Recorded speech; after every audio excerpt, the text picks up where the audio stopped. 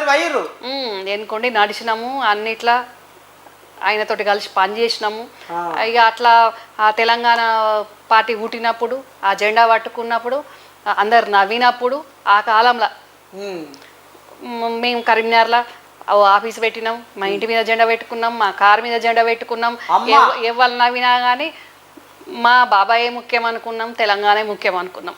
అబ్బా ఇక నవ్వుతోడు నవ్వని ఏడుస్తోడు ఏడవని మా ధైర్యం మా పని ఏందో మా సత్తా ఏందో మా కళ ఏందో మా ఆశయం ఏందో మేము పాడుగానే ఏడ్చుడు ఎక్కడిది తాత. ఇప్పుడు ముఖ్యమంత్రి అయినాక అయ్యో అప్పుడు మేము నవ్వుతే ఇప్పుడు ముఖ్యమంత్రి అయ్యని అప్పుడు ఏడ్చిండ్రు మొక్కలు లేక మేము ఎట్లా పోవాలైనా ముందటి కానీ అప్పుడు నవ్విర్రు బాగా నవ్విర్రు. అప్పుడు ఈయనతో ఏమవుతుంది అని నవ్విరు, ఈ బక్కంతో ఏమవుతుంది అని నవ్విర్రు అప్పుడు అందరు.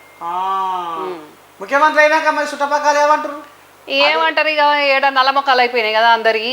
నల్లమొక్కలు అయిపోయి కదా మళ్ళీ ఎట్లా కనబడాలి ఎట్లా మొక్కను చూపెట్టుకుండు అని మళ్ళా గుల్లాలు పడ్డారు. అప్పుడు ఈ వచ్చే ఆచారం చెప్పు వస్తుందా అనేది సరే. నువ్వు కాకితోటి జెండా పట్టినవు ఉద్యమం చేసినవు షెడ్డో పడ్డో మీ ఇల్లుగా కూడా తిప్పారా అదో ఇదో జర తన్లాడిండు మంచిగా చేసి